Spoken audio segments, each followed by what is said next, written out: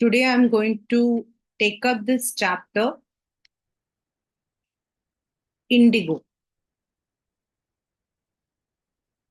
This chapter is basically the Champaran Satyagraha, which we had actually read in class 10 in a very brief way.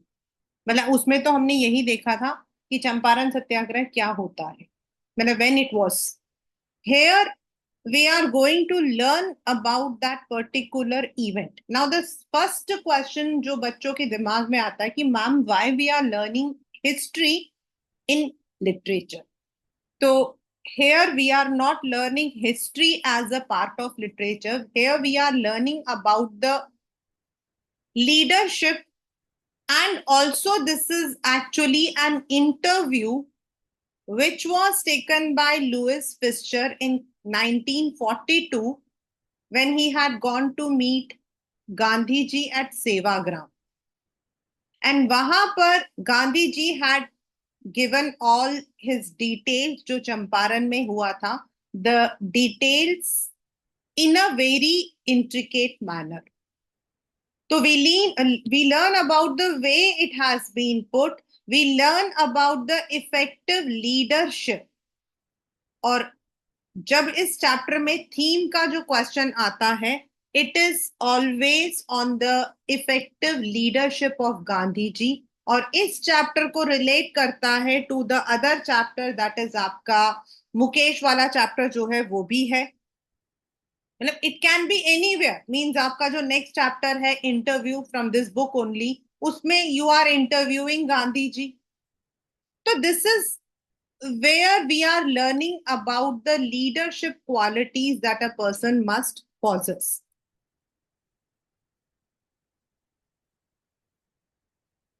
As we know, India had a very turmoil time before independence. और बहुत सारे ऐसे areas थे जहां पर लोगों को जो है दे did not know what was independence. So what was his way कि Gandhi ji went to the, सबसे एंड में आप पढ़ोगे, he went into the details of the economic problems. जो उनका एक स्टाइल था, पैटर्न बोलते हैं, पेपर अभी आएगा, शो यू. मतलब that was his way.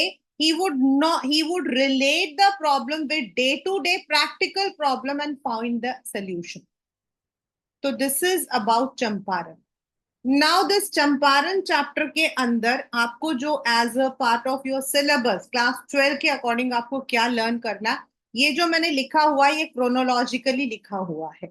So you need to learn it in this chronology manner, and जो भी question आता वो इसी ये जो मैंने portion बना रखे हैं इनमें से अंदर से question आता है when it comes in the short, and when it comes in the long, of course it is the theme. So this is about the very important event in history, in the historic sense, that is Champaran सत्याग्रह.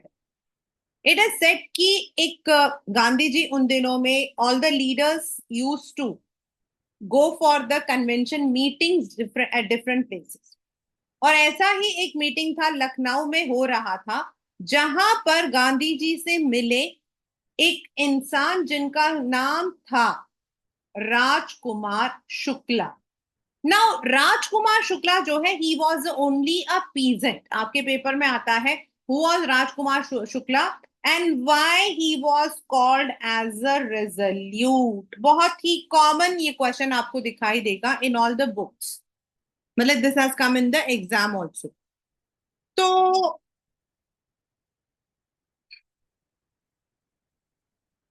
इस chapter के अंदर मतलब कि जो राजकुमार शुक्ला है he goes to meet Gandhi ji, and there Gandhi ji उनसे पहले मिलते नहीं है. He doesn't want to meet because उनको लगता है कि वो एक कॉमन इंसान है, उनसे क्या मतलब कि मिलना. बट ये जो राजकुमार शुक्ला होता है ही पेस्टर्स गांधी एवरीवेयर. अब what is the meaning of pestering? Pestering का मतलब होता है हर जगह पर पीछे पीछे पीछे जाना. Means Gandhi ji was going to different places, तो वो जो है डिफरेंट जगहों पर जाने लगे. उनकी इस टेनेसिटी को देखकर आपके पेपर का क्वेश्चन आता है, looking at his tenacity, tenacity मतलब उनका ये क्रेज, उनका ये डिटर्मिनेशन देखकर Gandhi ji agree to meet him, जहां राजकुमार शुक्ला जो है ही गेव हिज, मतलब उन्होंने जो है उनको बताया कि व्हाट वाज द प्रॉब्लम। आपके पेपर का जो question you can expect is, who was Rajkumar Shukla and why he was called resolute. Now Rajkumar Shukla ने बताया कि उनके वहां पर चंपारण के अंदर, Champaran is a very big region in आपका बिहार में, वहां पर there was a practice of share cropping. Now what is share cropping? Share cropping is जहां पर द ब्रिटिश लैंडलॉर्ड्स, जो इंग्लिश लैंडलॉर्ड्स होते थे, they use to rent out their land to the peasants, और पीजेंट्स को compulsory उसमें 15% उसमें जो है they had to grow indigo, और जितना इंडिगो ग्रो होता था as rent they had to pay to the British. Now this was a long term contract, और इस कॉन्ट्रैक्ट को साइन करने के लिए the British had taken some money, right. Now अब जो है ब्रिटिश को पता लगा कि जो ये इंडिगो है, इंडिगो होता बच्चा आपका नील, वो जो है it can be grown in the laboratory also, it can be developed in the laboratory also. So they immediately scrapped this agreement without any notice, और उन लोगों ने जो है उल्टा जो है peasants को धमकी दिया कि they want to get rid of this agreement then they have to pay some money. अब ये peasants जो थे ये normal नहीं, they were very very very poor peasants. So somebody told Rajkumar Shukla that जाकर तुम गांधी जी से मिलो, he would be able to help you. So that is why Rajkumar Shukla came to meet Gandhi ji. अब गांधी जी ने उनको बताया कि he had some meeting in Calcutta, उस वक्त में तो हमारा कलकत्ता होता था, कोलकाता नहीं. So he would be coming over this day, तो वहां पर राजकुमार शुक्ला आकर उनको लेकर जाए. On the given date, Rajkumar Shukla वहां पर पहुंचे एंड वहां से they took a train to Patna. ना उस वक्त में डॉक्टर राजेंद्र प्रसाद जो है, he was only a lawyer and a practising farmer, he was not the president of India, वो लेटर उन्होंने इंडियन नेशनल कांग्रेस को ज्वाइन किया था। ये आपका बहुत इंपॉर्टेंट क्वेश्चन है इस चैप्टर से, second question, that is when he went to Rajendra Prasad house, Gandhi ji, तो वहां पर Rajendra Prasad was not there, और वहां के जो सर्वेंट्स थे उन्होंने गांधी जी को एक अनटचेबल समझ लिया, and they told that he should not draw the water from the well because it would pollute, वो जो है अपवित्र हो जाएगा। पहली बार गांधी जी को जो है ये भी समझ आया कि अनटचेबिलिटी कितना गहरा है। एनीवे ही स्टेड देयर, फिर वहां से ही वेंट टू मुजफ्फरपुर। आपके पेपर में जो नेक्स्ट क्वेश्चन है वो ये है कि why did not the servants allow Gandhi ji to draw water from the well. उन्होंने इस शर्त पे, they allowed Gandhi ji to stay on the ground. ये वाला जो मैं वर्ड ग्राउंड बोलती हूँ ना, तो बच्चे सोचते हैं ग्राउंड पे रहना है, बच्चा ये ग्राउंड नहीं है, ऑन द कंडीशन, ग्राउंड मतलब on the condition that he would not draw water from the well. Then he went to Muzaffarpur, और वहां पर उन्होंने जो है, जो उनको डिटेल्स राजकुमार शुक्ला से मिले थे, ही वॉज नॉट अ पर्सन जो ब्लाइंडली उस पर बिलीव करेगा, उन्होंने वहां से जाकर ही टुक द हेल्प और उनको डिटेल्स लेने थे। इस दौरान because he was a practising advocate, तो he did not want to take the law in hand, तो उन्होंने जो है ब्रिटिश ऑफिसर्स को, इंडिया के जो मेन है इंग्लैंड में, वहां पर उन्होंने जो है उनको खबर भी कर दी। When he went to Muzaffarpur, वहां पर जेबी कृपलानी करके एक प्रोफेसर थे, he came along with a crowd of students। ये पेपर में बोर्ड में आया हुआ है कि it was an extraordinary affair। Why did Gandhi ji say this? Gandhi ji ने ऐसा क्यों कहा? क्योंकि JB Kripalani was a government servant, and Gandhi ji को ब्रिटिश लोग बहुत पसंद नहीं करते थे, एंड उनका इस तरीके से खुले स्वागत and open welcome was an extra ordinary affair. फिर वहां पर उनके एक और फ्रेंड थे, प्रोफेसर मलकानी, जो एक टीचर थे, उनके घर वो ठहरे। और वहां के जो लॉयर्स थे जो कि इस चंपारण मतलब कि इंडिगो को डील कर रहे थे, उनसे मिले। Now the lawyers were very boasting. उन लोगों ने जो है गांधी जी को बताया about the problem and also the fees that they charge. आपका नेक्स्ट क्वेश्चन आता है, गांधी जी चाइडेड द लॉयर। चाइडेड मतलब स्कोल्डेड, उनको गुस्सा किया। उन्होंने बोला, अब यहां पे आता है, why did Gandhi ji chide the lawyers. क्यों चाइड किया था? बिकॉज मतलब कि गांधी जी ने कहा कि ऐसे जो केसेस होते हैं, सच केसेस जिसमें peasants are fear stricken, first of all they should be taken out of the fear. उनको उनके डर से बाहर निकालना चाहिए, पहला। दूसरा, इतना charge. Now Gandhi ji took the case in his own hand. फिर वहां से वो अभी पहले कहां पहुंचे थे? मुजफ्फरपुर। वहां से ही वेंट टू चंपारण, और वहां पर उन्होंने ब्रिटिश सेक्रेटरी जो कि लैंडलॉर्ड एसोसिएशन के थे, उनसे डिटेल्स मांगी। He was told, we will not provide you any detail because you are an outsider. और गांधी जी ने बोला, I am not an outsider, मतलब मैं तो इंडियन हूं। उनका कहने का मतलब था, I am an Indian, I am not an outsider. फिर उन्होंने वहीं पर चंपारण में, मोतिहारी जो है उनका मतलब कि कैपिटल, वहीं पर ही टेक टूक a house and he started the investigations. अब जब ये इन्वेस्टिगेशंस हो रही थी तो उनको किसी ने बताया that somebody, some peasant had been maltreated in one of the village. Next day Gandhi ji जो है एलिफेंट पर बैठकर उस इंसान से मिलने गए, but he was served with a notice. पहला क्लास 12 उनको नोटिस मिला था। Notice was a simple one जिसमें लिखा था, leave Champaran immediate. Gandhi ji signed the notice and wrote on the back, I will not leave Champaran. उन्होंने साइन तो कर दिया, लेकिन उन्होंने कहा मैं यहां से नहीं जाऊंगा। लेकिन next day he was someone by the court. अगले दिन कोर्ट का नोटिस आ गया। अब सिंपल नोटिस को तो वो मना कर सकते थे, लेकिन कोर्ट के नोटिस को वो मना नहीं कर सकते थे, because he was himself an advocate.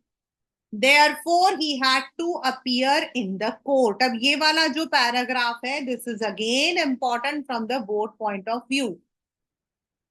जब वो कोर्ट जाने लगे ना, तो वहां पर the entire area was thronged with number of peasants from all over Champaran. उनको नहीं पता था गांधी जी कौन है। वो आज हमारे वाला टाइम नहीं है when we are reading about Gandhi ji, या फिर हमारे नोटों में भी गांधी जी हैं। They did not know who was Gandhi ji. उनको सिर्फ ये पता था कि कोई महात्मा है जो उनके लिए जेल जाने के लिए तैयार हो गया है। So they were all surprise to see that man, और वो उनको सपोर्ट करना चाहते थे। और इतनी भीड़ देखकर द ब्रिटिश वॉज बैफिल्ड। आपके पेपर में क्वेश्चन आता है कि उन्होंने देखा कि भाई इतने सारे, दे आस्क्ड कि गांधी जी को टू रेगुलेट द क्राउड। उन्होंने गांधी जी से कहा कि क्राउड को रेगुलेट करो। Gandhi ji replied that today I regulate the crowd, but if our hitherto is challenge, मतलब अगर हमारे स्वाभिमान को अगर आप चैलेंज करोगे तो इंडियंस चुप नहीं रहेंगे। That was perhaps the first time when Indians themselves had come without any fear in front of the British. The British was baffled. Baffled मतलब class 12 puzzled, confused, उनको समझ नहीं आया। बट बिना गांधी जी के वो रेगुलेट नहीं कर सकते थे। Now Gandhi ji went into the court. अब वो कोर्ट के अंदर गए। कोर्ट में उनसे पूछा गया कि why he was involving himself in this case, वो इस केस में अपने आप को क्यों इन्वॉल्व कर रहे थे। Gandhi ji said that it was not his direction of his duties. आपके पेपर में क्वेश्चन आया हुआ है that what is the dereliction of duties that Gandhi ji speak about? What is the dereliction of duties that Gandhi ji speak about? Dereliction मतलब वो अपनी duty से गद्दारी नहीं कर रहे थे। उन्होंने कहा he is himself an advocate, he does not want to take the law in his hand। वो लॉ को अपने हाथ में नहीं लेना चाहते, but he was also answerable to the upper court। Upper court मतलब भगवान। उनका जो कंसाइंस था, उनकी जो अंतरात्मा थी, वो कह रही थी to support these peasants for human reason, for humanity. अब मैजिस्ट्रेट को 2 घंटे के लिए 120 मिनट्स के लिए उनको फ्री करना था, तो उन्होंने कहा कि आप बेल के लिए पैसा दे दो। Gandhi ji refused and magistrate ने उनको 2 घंटा बिना किसी बेल के फ्री छोड़ा। अब एक तरफ सारे के सारे जो ब्रिटिश ऑफिसर्स ये सब थे, दे वर ऑल वेहेमेंट, भाई अब अगर ये केस खुला तो प्रॉब्लम होगी। ऑन द अदर हैंड जो लॉयर्स थे, they all were ashamed. They thought कि एक इंसान बाहर से आकर if he is ready to go to jail, वो लोग तो लोकल थे, they were the law makers, they were the protectors of these people. तो उन्होंने जाकर गांधी जी को बोला कि अगर वो जेल जाएंगे, if he goes to the jail, then they all will accompany him. Gandhi ji exclaimed the battle of Champaran is won. ये पेपर का बहुत इंपॉर्टेंट क्वेश्चन है। When and why Gandhi ji uttered these inspirational words? वो इसीलिए क्योंकि उनका मानना था कि now the peasants were on his side, the lawyers were on his side, तो ब्रिटिश उनको कुछ नहीं कर सकता था। उन्होंने एक स्ट्रेटजी बनाई कि अगर वो जेल जाएंगे तो हाउ इन पेयर्स, मतलब वो लोग जोड़ी बनकर how they will go to the jail. लेकिन ऐसा कुछ हुआ ही नहीं। He was not arrested, he was left. In fact उसके बाद he met the lieutenant governor और ही हैड 4 प्रोट्रैक्टेड मीटिंग। एक बार आया पेपर में, प्रोट्रैक्टर क्या होता है, क्लास 12 डी, आप लोग बोलते हैं ना डी, जो आप लोग एंगल को मेजर करने के लिए। So 4 protracted means 4 different angles में इस मुद्दे पर चर्चा हुई and ultimately a commission was set up. इस कमीशन की खासियत थी कि on the other side the British officers, the English landlords, policeman, everyone was there and Gandhi ji was the sole representative of all the peasants. एक anyway for around 8-9 months सारे के सारे investigations हुए and it was found that the British were wrong, the landlords were wrong. अब आई बारी compensation की। Again an important, very very repeated question आपके एनसीईआरटी में भी है ये। Now Gandhi ji asked for 50% of the total money. उन्होंने कॉम्पनसेशन मांगा। जो लैंडलॉर्ड थे उन्होंने सोचा कि हम थोड़ा नेगोशिएट करते हैं, बार्गेन करते हैं, and they offer 25%। And Gandhi ji immediately agreed. अब पेपर में आता कि why did Gandhi ji agree to 25%, मैं सिर्फ 25% से क्या होता है। और ये वाला जो क्वेश्चन है, you can expect it as a short question, बहुत इंपॉर्टेंट है। उन्होंने 2 रीजंस दिए, he gave 2 reasons. The first reason was that the peasants learned to be self reliant. जो पीजेंट्स थे वो लोग फियरलेस हो चुके थे, उनको अपने ऊपर भरोसा आ गया था and the British had to part away with their pride. और ब्रिटिश जो है उनकी बेइज्जती तो हुई ना, उनको जो भी है थोड़ा पैसा भी देना पड़ा, लेकिन देना तो तब भी उनको पड़ा। So these were the 2 reasons that he agreed for 25% instead of 50% anonymously। ये पेपर में आता है और दोनों reasons लिखने हैं आपको। First is the peasants learn to be self-reliant and the British had to part away with their pride. अब इस तरीके से ये चंपारण जो एपिसोड है वो खत्म हो गया। जो बेसिक प्रॉब्लम थी जिसके लिए राजकुमार शुक्ला हैड मेट गांधी जी, वो प्रॉब्लम आपकी सॉल्व हो गई। इनफैक्ट कुछ सालों बाद इंडिया के अंदर वो जो शेयर क्रॉपिंग वाली प्रॉब्लम थी वो खत्म हो गई। अब गांधी जी ऐसे नहीं थे, यहाँ जो पेपर में क्वेश्चन आता है, this is not my words, these are the question. Gandhi ji was not a leader who would only go for a political solution. The question is,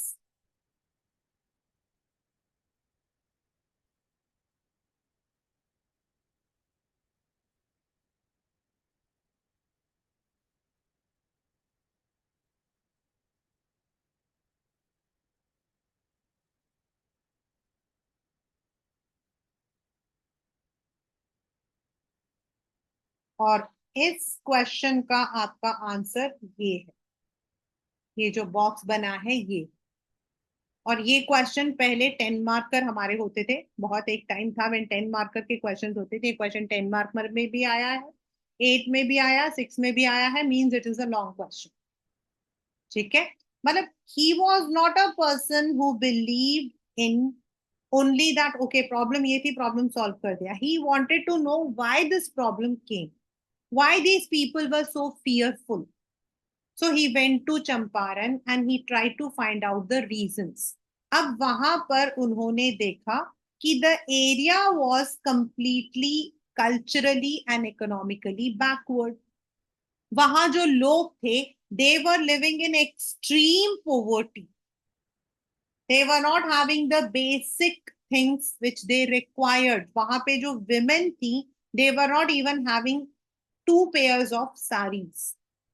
उन्होंने जो है, जब उन्होंने इस चीज को देखा that these people were living in extreme poverty, तो he tried to find the solution. सबसे पहले उन्होंने क्या किया, अपने मतलब कि जो डिसिपल्स थे जो उनको फॉलो करते थे, उनमें से महादेव देसाई, उनकी वाइफ नरहाई पारेख करके थे, ये लोग टीचर्स थे, इनको बुलाया वहां पर बेसिक ट्रेनिंग के लिए।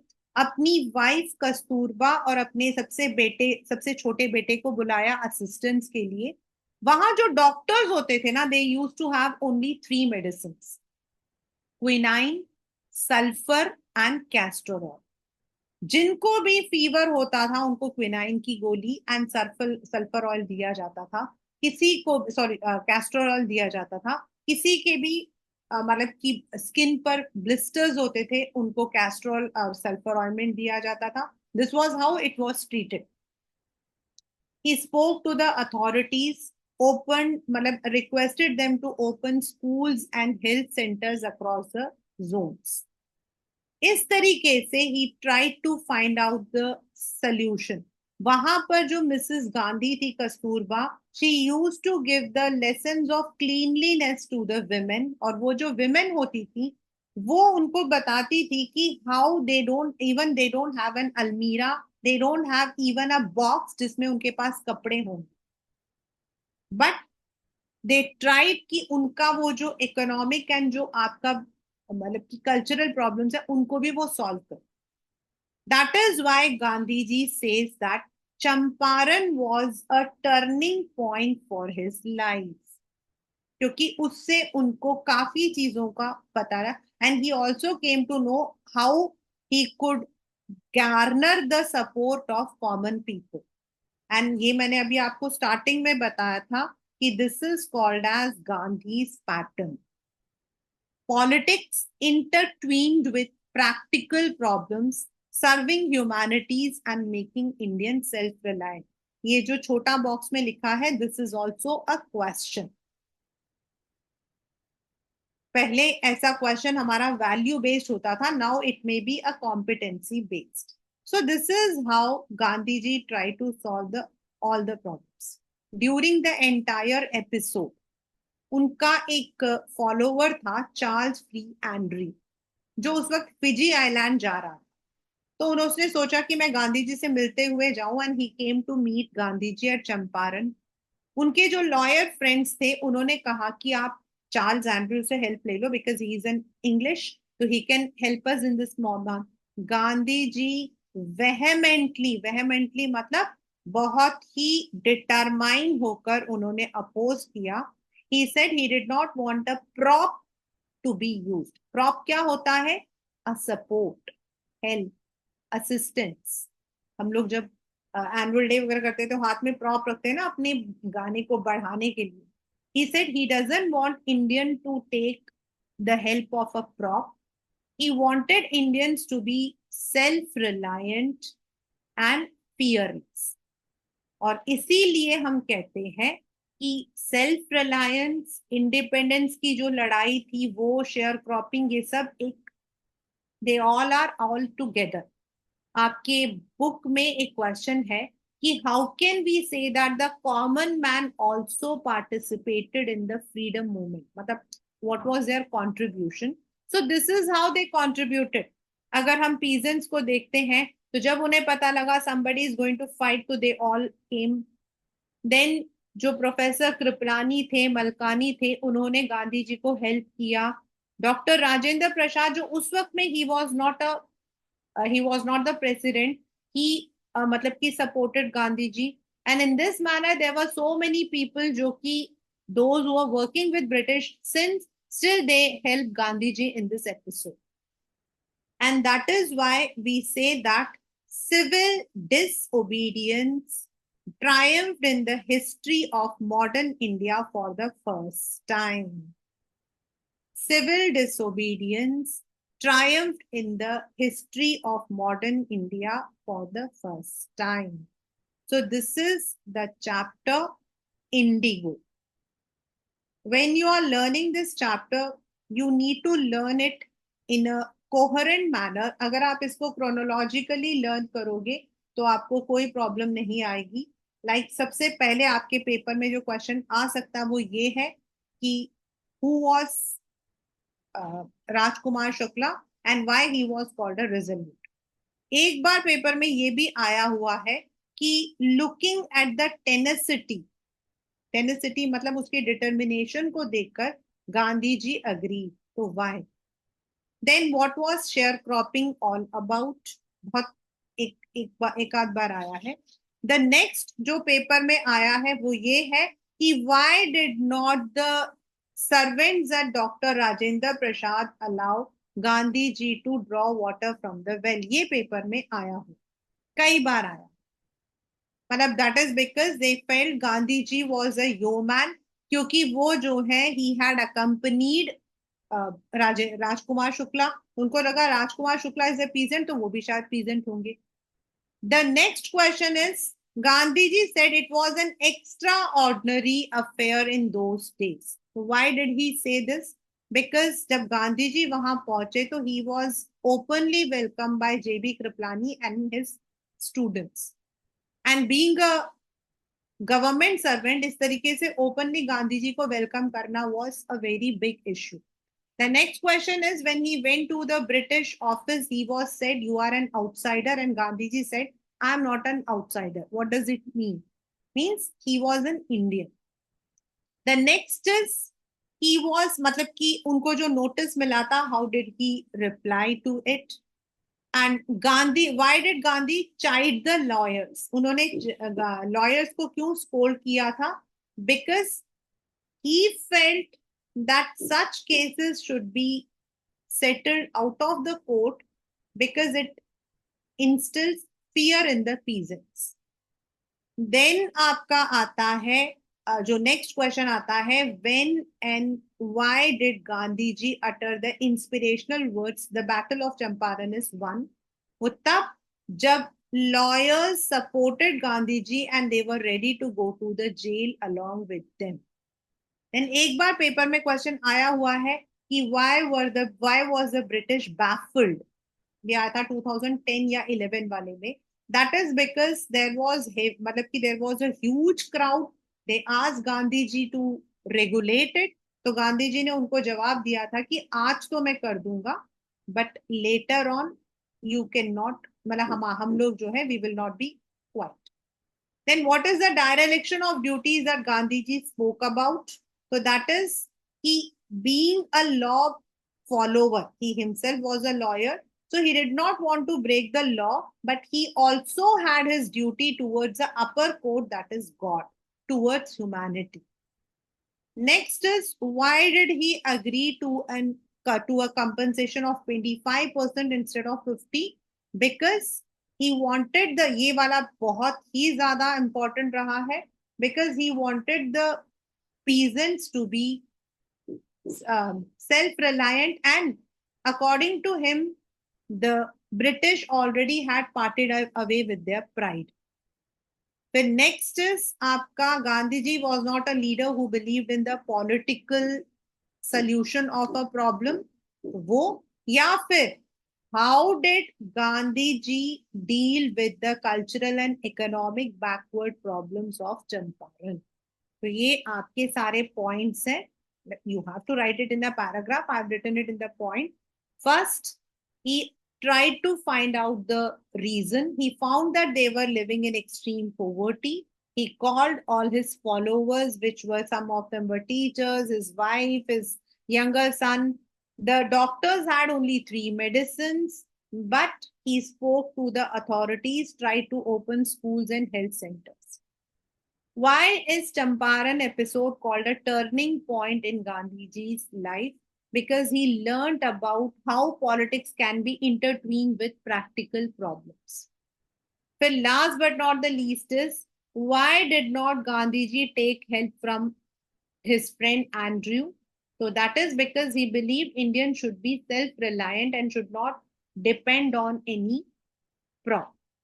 Last but not the least is, civil disobedience triumphed in the history of modern India for the first time. Explain. उसमें आपको यही बताना है कि जो आपके शेयर क्रॉपर्स थे, देन लॉयर्स थे, एवरीबडी जो है उन लोग, सिविल डिसोबीडियंस क्या होता है? Where you break the law, where you are against the government and for your own justice.